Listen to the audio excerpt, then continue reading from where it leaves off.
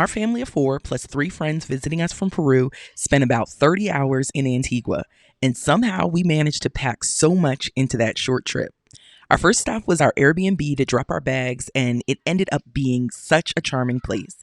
It had five bedrooms, three and a half bathrooms, and all these little nooks that made it fun to explore.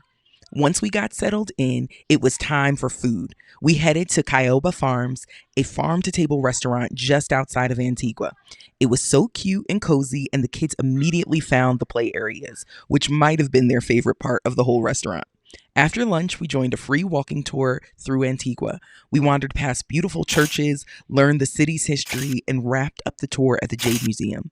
You'd think that would have been enough for one day, but we were just getting started. We spent the rest of the time wandering through the streets, picking up a few souvenirs, grabbing matcha at a cafe, while the kids enjoyed ice cream for probably the second or third time of the day.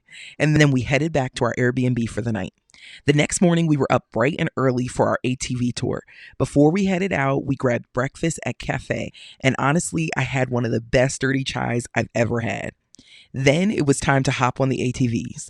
I have to admit, I was pretty nervous. I think I would have been fine riding by myself, but having one of my kids on the back made me feel a whole lot more responsible. We booked the 6-hour mountain tour, and our first stop was Hobbitenango. The ride up there was incredibly rough, but the views made every bump worth it.